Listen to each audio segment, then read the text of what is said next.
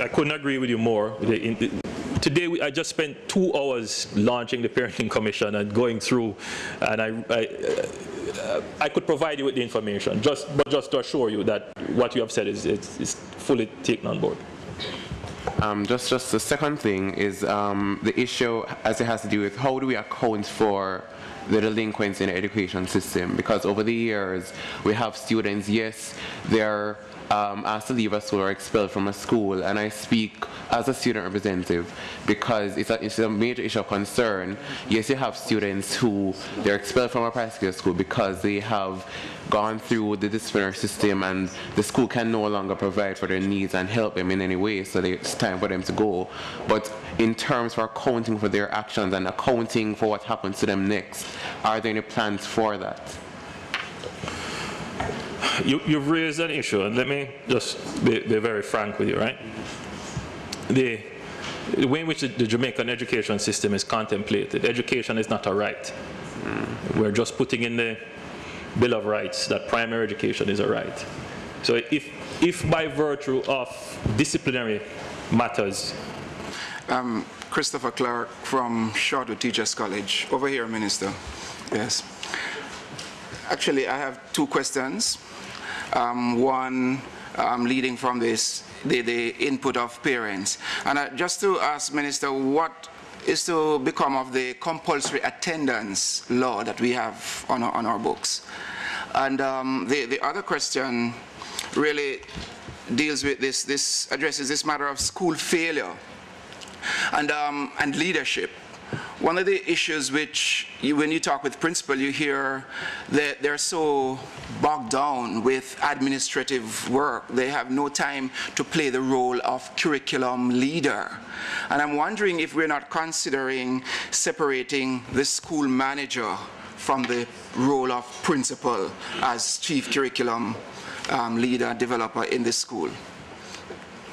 Let's start with your first question about compulsory attendance. Compulsory attendance is it's in the Education Act. It was deployed selectively in some parishes, but it is not enforced. And the intention by developing the compulsory education policy now is to incorporate compulsory attendance and completion. Those 2 things. So in another year or so, you should be hearing more about the compulsory attendance and completion policy.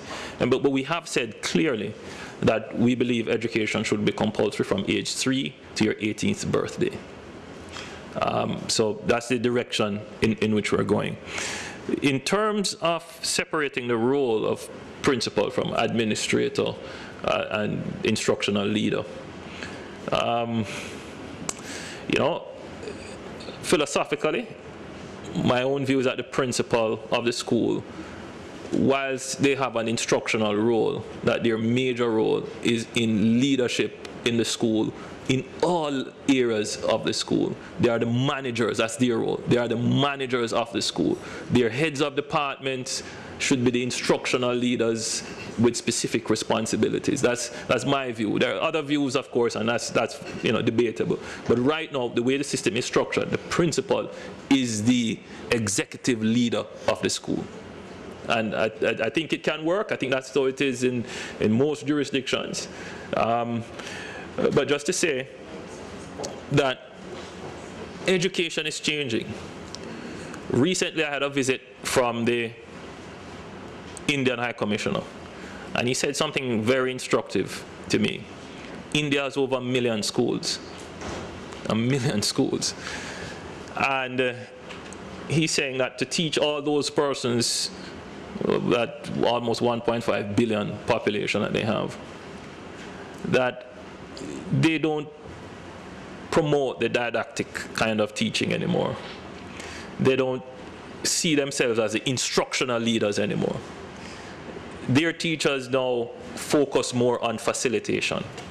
There's just so much information available, internet, books, all kinds of things, that all the teacher is doing now is merely pointing the direction. This is where you go to find that, and if you have a problem with interpretation, the teacher helps. The teacher is a reference point rather than an instructor.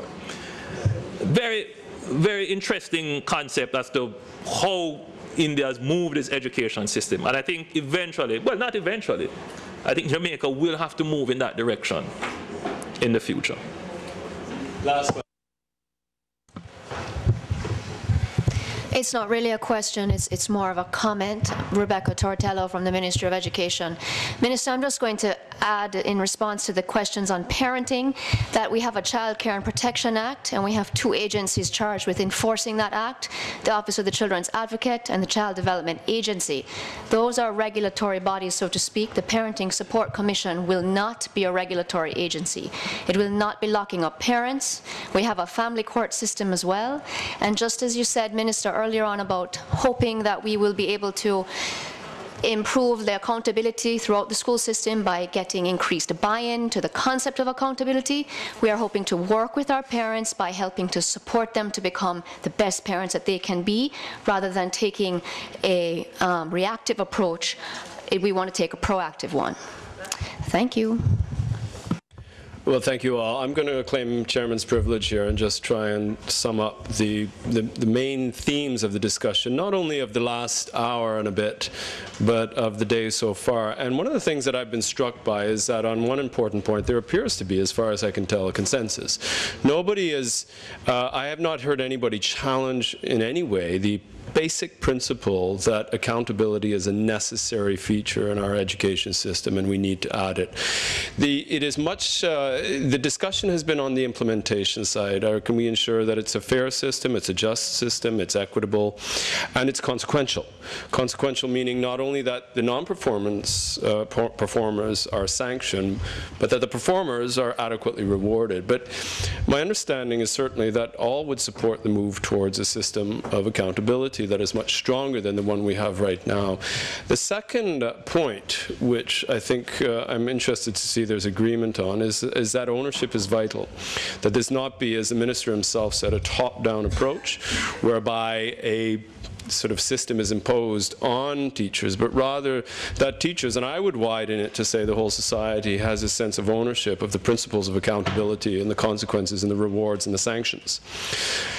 One of the things we might, therefore, I said I would sort of throw out a proposal in the course of the day, and one of the things that I have been talking about with Jeff Perrier of Inter-American Dialogue and PREAL, is the idea that we might, one of the things that we could talk about in the course of the day is coming up with some kind of mechanism or proposed mechanism that would do just this, that would bring all the key stakeholders in the society, private sector, parents through the parent-teacher associations, and teachers themselves into some kind of crafting some kind of methodology. CaPRI would certainly lend itself to this. CaPRI is not, in fact, perhaps the right body to implement accountability structures, but we certainly would be willing to support the creation of an instrument that could be used to measure performance. And perhaps the model we could learn from is the model that has been used at the Inter-American Dialogue, whereby they have created what is, in a sense, I suppose, a secretariat, isn't it? It's a separate, it operates but within the Inter-American Dialogue, and that is something we would certainly be willing to consider. But I would, I'd throw the ball into all of your courts and suggest that perhaps this is something we can all consider taking part in, is creating a system for ranking the schools, which, and we know about, we're all familiar with what has appeared regularly in the papers and the newspapers in the past. But I think we agree we could all sort of improve upon the methodology by widening the focus of what we do